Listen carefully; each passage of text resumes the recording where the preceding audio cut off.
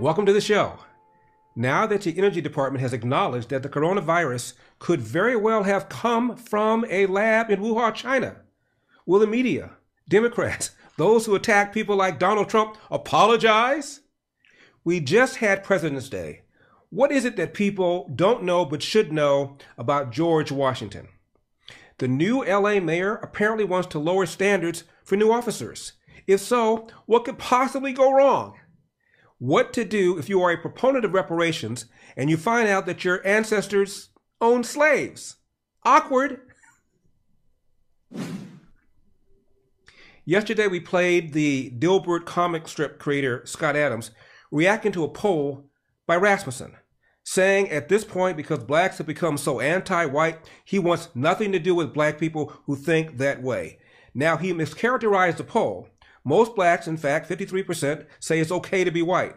26% said it's not. 21% said they don't know. So, in fact, a quarter of black people disagreed that it is okay to be white. Not a majority of blacks, as Adam said. But still, Adam makes a valid point. As of today, I'm going to re-identify as white because I don't want to be a member of a hate group. I'd accidentally joined a hate group. So if nearly half of all blacks are not okay with white people, according to this poll, not according to me, according to this poll, that's a hate group. That's a hate group. And I don't want to have anything to do with them. And I would say, based on the current way things are going, the best advice I would give to white people is to get the hell away from black people. Just get the away. Wherever you have to go, just get away. Because there's no fixing this. This can't be fixed. And not too surprisingly, the fit hit the shan. Hundreds of newspapers have now canceled his strip. Do you really think Adams is the only one who feels this way?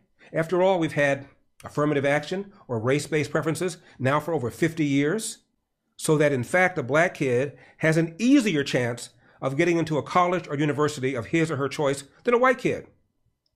We've had set-asides at least that long, so now a black contractor has an easier time getting a government contract than a white contractor with the same resources.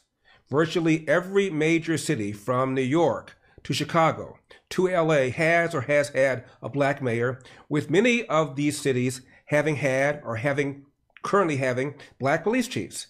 And still, when a black suspect is allegedly mistreated by the cops, no matter the race of the cops or whether the city has a black police chief, activists with the support of political leaders like, Barack Obama, yell systemic racism. Take a city like Baltimore, where the per capita homicide rate is 3 times higher than that of Chicago, by the way, where Freddie Gray died in police custody.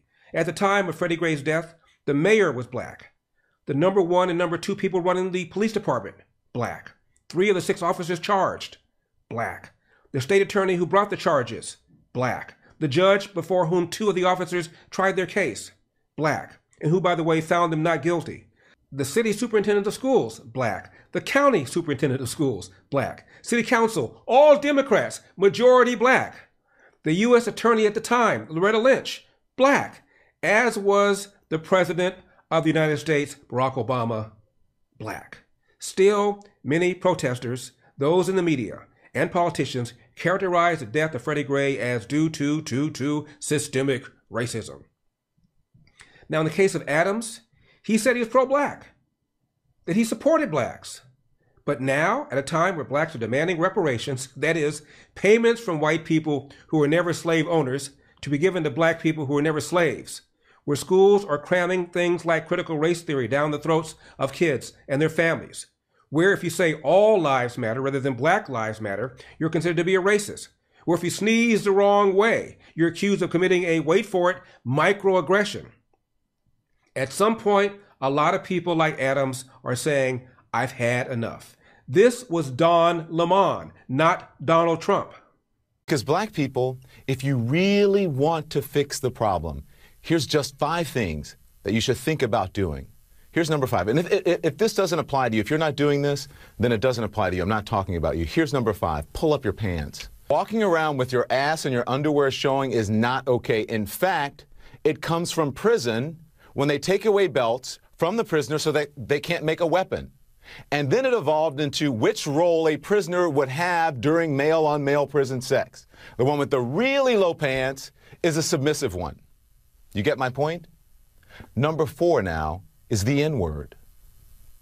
By promoting the use of that word when it's not germane to the conversation, have you ever considered that you may just be perpetuating the stereotype the massa intended, acting like a nigger? Now, number 3, respect where you live. Start small by not dropping trash, littering in your own communities. I've lived in several predominantly white neighborhoods in my life. I rarely, if ever, witness people littering. I live in Harlem now. It's an historically black neighborhood. Every single day I see adults and children dropping their trash on the ground when a garbage can is just feet away. Just being honest here. Number 2, finish school. You want to break the cycle of poverty? Stop telling kids are acting white because they go to school or they speak proper English. A high school dropout makes on average $19,000 a year. A high school graduate makes $28,000 a year. A college graduate makes $51,000 a year. Over the course of a career, a college grad will make nearly $1 million more than a high school graduate. That's a lot of money. And number 1, and probably the most important, just because you can have a baby, it doesn't mean you should, especially without planning for one or getting married first. More than 72% of children in the African American community are born out of wedlock. That means absent fathers. And the studies show that lack of a male role model is an express train right to prison. And the cycle continues. Rather than thank Adams for saying out loud what clearly a lot of people feel, including a lot of black people are saying and feeling, so we could have, a healthy discussion about this growing black anti-white racism, if not hatred, Adam is being hounded, shut down, canceled. And notice the most respected black leader in America says absolutely nothing. I speak, of course, about one Barack Obama.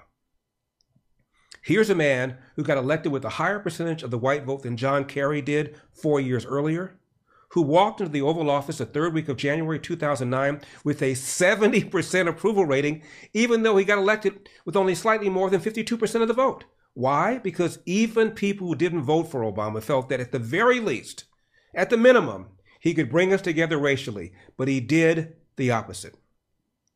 He said, among other things, the Cambridge police acted stupidly. No, they did not. He said racism is in America's DNA. That's a lie. The first time Gallup in the 1950s asked Americans if they would vote for a black president, that number was in the 30s. Now only a tiny percentage of whites say they would not vote for a black person if they thought he or she was qualified. Obama embraced Black Lives Matter, a movement that is Marxist, anti-nuclear family, anti-capitalist, anti-God, and anti-American values. He invoked the hands up, don't shoot lie of Ferguson.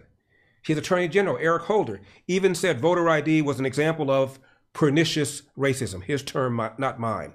Obama had America's preeminent race hustler, Al Sharpton, over to the White House some 80 times. When Obama entered the Oval Office, 2009, both blacks and whites thought race relations would improve. When he left the Oval Office after his 2 terms, both blacks and whites thought race relations got worse.